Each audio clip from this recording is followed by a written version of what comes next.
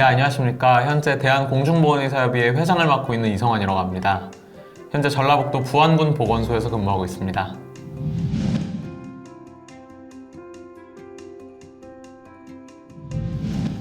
안녕하십니까. 대한공중보건의사협의회 부의장을 맡고 있는 이강희라고 합니다. 저는 현재 전라남도 강진의료원 응급실에서 근무를 하고 있습니다.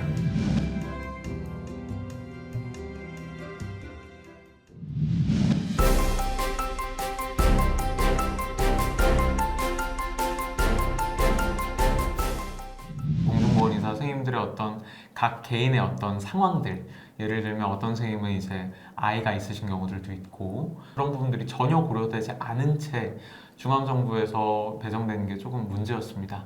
그러다 보니까 이제 각 개인 공중보건의사 선생님들은 완전히 이제 타지로 가게 되는 문제들이 있었고, 다른 어떻게 보면 여력이 있으신 선생님들보다 여력이 없는 선생님들이 이제 자체 파견을 갔던 경우들도 있었고요. 보건복지부가 이 내용을, 그러니까 그 군 지자체에 있는 어떤 공중보건의사의 특성을 전혀 고려하지 않고 양적으로만 바라보고 있다. 말 그대로 여기는 공중보건의사가 많으니까 이만큼 더 파견을 해라라고 하는 응징문 같은 경우에는 공중보건의사 배치 전원이 다 섬으로 되어 있습니다. 그리고 당연히 공중보건의사가 많을 수밖에 없는 이유는 그 지역 자체가 대한민국에서 가장 의료 취약지라고 불려도 무방할 만큼 사실 굉장히 열악한 상황 속에 있는데, 보건복지부에서는 그냥 너네 사람 많으니까 원래 한 명 파견하던 거 2명 파견해라 라고 얘기를 하고 있고, 원래 한 분을 파견했을 때도 한 분이 원래 병원선 역할을 맡으셨었어요. 말 그대로 그 의사가 24시간 365일 잔류할 만큼 환자가 많지는 않은 섬이지만 그래도 한 몇십 명에서 몇백 명 사이의 유인도를 쭉 돌면서 이제 진료하는 그 분이 파견이 가셨는데, 그럼 이제 그 안에 계신 섬에 계신 분들이 휴일을 반납하고 사실 배를 타고 가셔야 되는 상황인 겁니다. 사실 수당 지급 관련해서도 저희가 굉장한 어려움을 겪고 있는데요. 저희가 공중보건의사가 타지로 간 분들이 많은 만큼 사실 그곳에 있는 어떤 모텔이라던가 여관 같은 곳에서 숙식하는 경우가 굉장히 많습니다. 그런 부분들은 사실 말 그대로 하루마다 계속 이제 실비 성격으로 소모가 될 수밖에 없는 비용들이고, 사실 이런 부분들에 있어서는 더 빠르게 어떤 가이드라인을 만들어 놓든 아니면 조금 더 패스트 트랙처럼 조금 빠르게 지급할 수 있는 방안들이 좀 제공이 됐어야 됐는데, 실제로 지금 4월분도 입금이 안 된 사례가 있을 정도로 계속해서 지연이 되고 있고, 그에 따라서 사실 적지 않은 돈을 지금 각 개인의 공중보건의사가 부담하고 있는 상황입니다.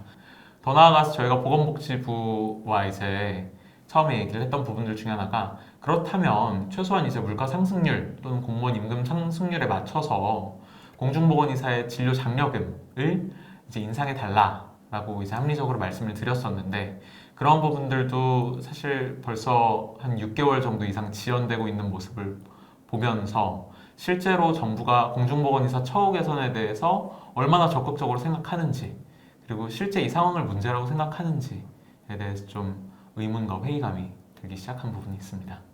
대중교통 인프라도 매우 떨어집니다. 하루에 버스가 10대도 안 올 거고 9시까지 출근하려면은 새벽 버스를 타서 7시 40분에 도착해야만 하는 그런 지역이 되게 많을 텐데요. 이게 일주일에 한 번이고 또는 안 갈 수 있을 때는 관사에서 생활하면 되고 일주일에 한 번만 고생하면 되니까 교통 문제가 크지 않았는데, 갑자기 일주일에 3-4번씩 출장을 다니라고 하는데 난 차가 없고 그렇다고 어떤 다른 이동수단을 제공해주지 않는 사례가 있었어요. 그럼 그 선생님들은 갑자기 어떻게 버스를 타고 이동할 것이며, 파견을 받는 병원 입장에서는 파견을 받을 때 정확하게 모든 걸 미리 알고 파견을 받지 않았고 그들도 갑자기 통보받은 입장이었거든요. 그러다 보니까 파견자들을 어떻게 교육을 해서 어떤 부분에 넣어야 될지가 내부적으로 합의가 안 된 상태였어요. 지금 파견 가신 공보생들은 병원에서 제대로 된 교육도 제공해주지 못했을 거고, 물론 경우마다 다르겠지만 많은 병원들이 그랬을 거고요. 교육을 제대로 못 받은 상태로 투입이 되고 나서도 그런 업무를 인계해줄 선배들이 없었을 거고요. 그런 상태다 보니까 결국 병원에서 내린 결정이 정말로 교육이 필요 없을 만큼의 단순 반복 업무만 맡긴다던가, 또는 오히려 교육은 공보의 스님들의 역량에 맡겨버리고 저희 공보의 스님들이 할 수 있는 일 너머의 것들을 요구를 하면서 또 갈등이 생기거나, 그런 비율이 되게 많았던 것 같습니다.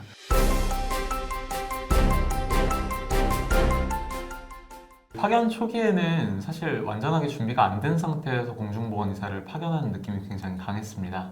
그래서 공중보건의사도 어떤 업무를 맡을지 몰랐고 병원도 공중보건의사를 받게 되었을 때 의료환경 안에서 어떤 역할을 맡겨야 되는지 굉장히 큰 불일치들이 있었고요. 원래 지역 의료를 위해서 1차 진료를 중심적으로 맡고 있던 환경에서 갑자기 이제 2차, 3차 병원으로 옮겨가게 되면서 발생한 어떤 업무에 대한 그런 이해도 또는 업무에 대한 그 범위 같은 것들이 완전히 정해진 부분들이 없어서 또 어려움을 많이 겪으셨습니다. 설문조사 결과를 보면 51%, 그러니까 절반이 넘는 공중보건의사 선생님들이 실제로 병원에 도움이 되는 역할을 하지 못했다라고 응답을 했고, 그 가장 큰 요인 두 개는, 첫 번째는 결국 전공의를 대체할 수 없는 일반인 선생님들이나 인턴 선생님들 같은 경우에는 말 그대로 전공의 과정이 있지 않았기 때문에 전공의 업무를 할 수 없는 게 너무 당연하기 때문에 결국 단순 업무 반복으로 이어질 수밖에 없었고, 그런 부분에서 나타났던 어떤 비효율성을 느낀 게 첫 번째였고요. 두 번째는 여전히 해결되지 않은 업무 범위에 대한 문제였습니다.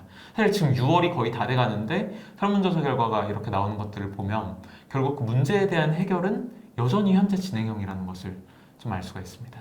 파견 근로자로서 공중보건의사가 일할 때에는 사실 완전한 어떤 법적인 책임을 어디가 이제 책임이 있다라고 좀 정해놓고 가는 게 굉장히 중요합니다. 당연히 공중보건의사, 대부분의 공중보건의사 선생님들은 또 일반의 또는 이제 인턴만 마치고 오신 분들이 많았는데, 그러한 분들이 업무 밖에 어떤 역할을 맡게 되었을 때 당연히 문제가 발생할 수 있고, 이런 부분들은 사실 그 각 개인의 선생님들이 최선을 다한다 했을지언정 발생할 수 있는 문제들은 분명히 있는데, 그런 부분에 대해서 사실 중수본에서 처음에 뭐 병원 법무팀의 재량에 의한다 라고 굉장히 애매모호하게 표현을 하다 보니까 사실 각 병원마다 어떤 법무팀의 역량도 다르고, 그리고 각 병원마다 공중보건의사 선생님께 이제 어떻게 보면 편의를 대하는 태도들도 다른데, 그런 부분들을 일괄적으로 재량이라 표현하다 보니 마찬가지로 가이드라인 상에서 어떤 민사 책임에 대한 보호 범위를 설정하지 않다 보니 사실 굉장히 처음에 업무 들어가면서 어려웠던 부분들이 있었습니다. 책임을 말 그대로 공중보건의사 개인이 아니라 파견의 원청이 이제 정부에서 완벽하게 공중보건의사를 보호하면서 진행하겠다라는 메시지가 사실 굉장히 조기에 전달이 됐어야 됐는데요. 실제로는 파견 초기에는 그러한 법적 보호 없이 공중보건의사가 임해야 했고, 협회가 병원에 이제 그런 민사 책임에 대한 어떤 보호를 요청하는 그런 공문서를 보내는 형태로 사실은 공중보건의사들을 보호해 왔습니다. 불만들이 꽤 많기는 했습니다. 왜냐하면 그렇게 어떻게 보면 지역에 있는 이제 의사들이 사실 지역에 있는 병원으로 배치돼서 어떻게 보면 그 지역이 마주한 어떤 급한 불을 끄는데 이제 동원이 되었다라고 하면 정말 어떤 대의적인 관점에서 의료 공백이 지자체에 발생한다 하더라도 어느 정도 이제 이해를 하시는 부분들이 있으실 거예요. 대의적인 관점에서 오케이 할 수 있었던 부분들일 텐데, 실제로 보면 수도권으로 가는 비율이 압도적으로 높습니다. 압도적으로 높고, 그런 부분에 있어서 당연히 어떻게 보면 그 지역의 의료자원들이 뺏기는 느낌들이 드시니까 불만들을 토로하신 부분들이 있었습니다. 네. 파견되지 않으신 분들 같은 경우에는 한 68% 정도가 이제 스트레스를 받았다라고 말씀을 주셨었고요.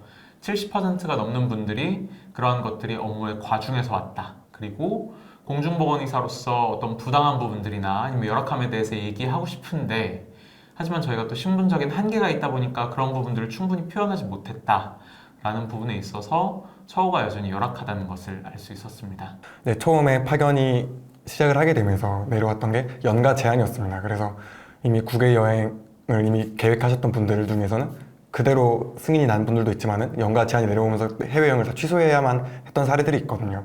이게 보건복지부에서 뭔가 정확한 가이드라인을 주기보다도 그냥 연가 제한 공문만 내려왔다 보니까 지자체별로 그걸 다르게 해석을 했고, 공보이스님들마다 다르게 처우를 받을 수밖에 없었던 그런 상황이 있었습니다. 그리고 최근에는 이제 연가 제한을 해지한다는 공문이 내려왔는데요. 이거마저도 지자체별로 다르게 해석을 하니까 지금도 이제는 그럼 나도 구여행 가겠다고도 안 된다 라고 말하는 데가 있거든요. 이런 것들 하나하나가 모여서 또 남아있는 공보이스님들의 그 근무 환경을 어렵게 만드는 것 같고요.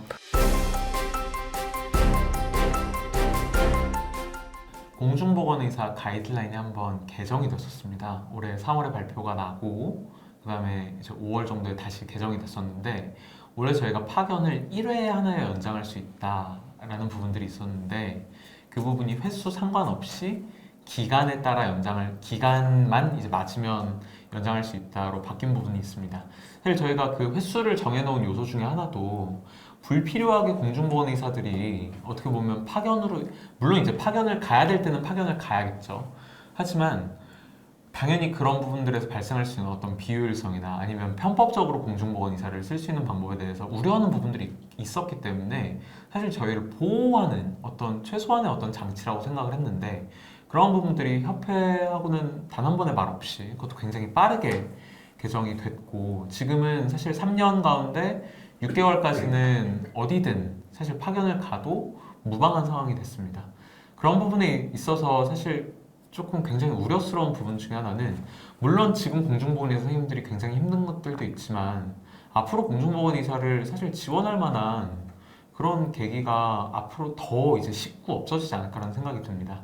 실제로 이제 의대생 선생님들 중에서 현역을 택하겠다라고 마음 먹은 계기 중에 하나가 공중보건 의사나 군의관이 특히 이제 군의관 선생님들 같은 경우에는 어떻게 보면 협회처럼 의력을 피력할 수 있는 방법도 없다 보니 언제든지 차출돼서 언제든지 도구처럼 소모될 수 있다라는 인식에서 기인했다고 합니다. 공중보건의사라는 존재 자체가 잉여 의사 인력으로 인식되고 있지 않나라는 생각이 들기도 하는데요.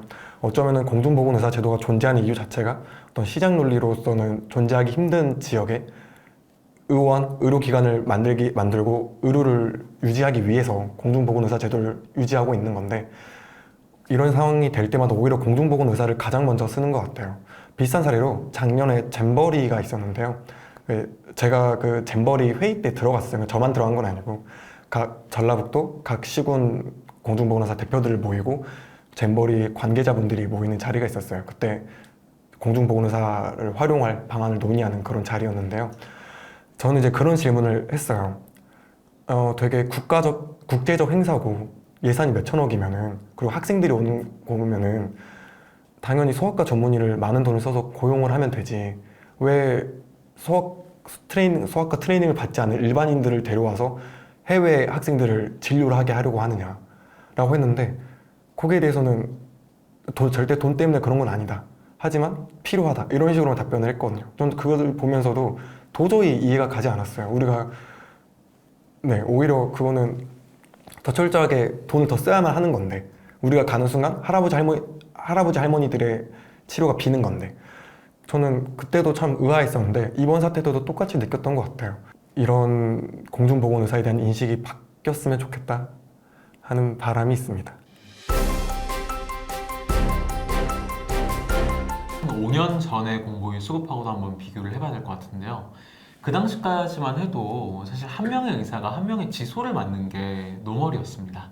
당연히 어떤 지소를 일주일 내내 지키고 그 면 단위에 있는 주민들이 쉽게 이제 오시게 할 수 있는 어떤 의료기관으로서 기능을 했는데 작년부터 이제 한 개의 지소가 아니라 두 개의 지소, 심지어 이제 세 개의 지소까지 보는 것들이 새롭게 어떻게 보면 뉴 노멀이 됐었고 사실 지금은 두 개나 세 개 맞는다라고 주변에서 얘기를 하면 평범하네, 오히려 부럽네 이런 말들이 나올 정도로 사실 지소들 뭐 많게는 그때 충북에 계셨던 분은 8개까지 맞기도 했고 사실상 공중보건의사가 공중보건의사의 역할을 못하고 있는 상황입니다. 저희가 지소들이 예를 들면 많으면 지소들에 대한 관리들을 조금 진행을 해야 되는데 어떤 지소는 하루에 15명, 20명을 보면서 무의촌에 있는 유일한 의료기관으로서 역할을 다하는 반면에 반대로 어떤 지소에서는 사실 하루에 한 명의 환자를 보지 않는 경우도 굉장히 많습니다.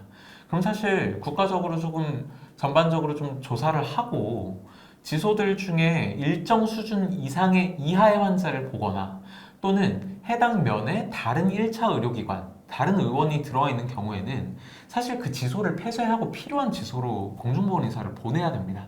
그게 농어촌 특별법 제정 이후로 공중보건의사가 지역에서 했어야만 하는 역할이고 사실 지금 저희가 해야만 하는 역할입니다. 내륙 위주로 좀 많이 만들어져 있는 지소들을 정말 전폭적인 수준에서 폐소하고 그리고 만약에 필요하다면 사실 면단위에도 요즘은 의원들 많이 들어와 있고 그리고 다시 이제 돌아오셔서 면단위에서 의원을 개설하려는 선생님들도 굉장히 많습니다. 그런 분들에 대한 어떤 인센티브 제도를 통해서 말 그대로 민간 영역에서 할 수 있는 부분들은 특히 내륙에서는 민간 영역에서 좀 진행할 수 있게 돕는 게 중요할 것 같고요. 만약에 그러한 것들이 좀 완전 초단기적으로 어렵다라고 하면 수송 기능을 강화하는 게 좀 방점이 될 것 같습니다. 군에서도 사실 대대별로 어떻게 보면 치료를 진행하는 게 아니라 최대한 신속하고 빠르게 해당 환자를 의료자원이 있는 곳으로 이동하는 것을 좀 골자로 하지 않습니까? 공공기관에서도 그렇게 한다면 사실 의료 인력, 의사들의 사용은 최대한 효율화를 하면서도 저희가 이제 한편으로 걱정하는 부분들, 예를 들면 어떤 지속 폐쇄라는 부분들로 인해서 원래 이제 근무하고 계시던 선생님들의 일자리가 줄어드는 건 아닐까, 또는 어떤 이제 행정하시는 분들이나 정치하시는 분들 같은 경우에는 어떤 지역 의료에서 어떤 반감을 사지 않을까를 조금 상쇄하고 무마할 수 있는 방향으로 가서 좀 해결책이 되지 않을까 싶고요. 중장기적으로는 지금 처음부터 끝까지 너무 명확하지만 군복무 단축이 이루어져야 합니다. 사실 지금 이전에도 몇 번 말씀을 드렸던 적이 있는데 현역 18개월에 이제 양심적으로 병역을 거부하는 사람들이 36개월을 근무하게 되었을 때 많은 언론들은 해당 근무 기간을 징벌적이라고 표현했습니다. 36개월을 일하는 거는 비단 물론 이 사람이 현역으로 근무하지 않았기 때문에 뭐 어떤 페널티의 방식으로 일하는 기간을 좀 늘리기는 해야겠지만 36개월은 과하다, 징벌적이다 라고 분명히 이전에도 얘기를 했었는데 실제로 공중보건의사 군의관은 훈련 기간이 산입이 되지 않기 때문에 그거보다도 사실 더 길게 일하고 있는 방법입니다. 앞으로 뭐 많은 이제 이제 현역 대상자들이 그렇겠지만 의대생 선생님들도 그렇겠지만 한 번 이제 현역으로 가는 것들이 퍼지고 데이터가 쌓이기 시작하면 다 그렇게 갈 가능성들이 높습니다. 군복무 단축이 선행되지 않으면 중장기적인 방법으로 반드시 채택되지 않으면 문제가 있지 않을까라는 생각이 듭니다. 공중보건의사는 점차적으로 이제 필수적인 곳에서는 치료적인 기능, 말 그대로 어떤 섬에서 이제 진료를 보신다던가 교도소에서 진료를 보신다던가 그런 부분들은 진료 기능으로 남겨두되 사실 대부분은 이제 예방적인 측면으로 접근해야 된다고 생각을 합니다. 제가 일하고 있는 부안군 보건소만 해도 사실 주변에 의원들도 굉장히 많고 병원들도 사실 굉장히 많습니다. 말 그대로 그 안에서 모든 것들을 사실 치료받기에 굉장히 용이한 환경인데 그러면 공중보건의사만이 할 수 있는 역할들은 무엇인가?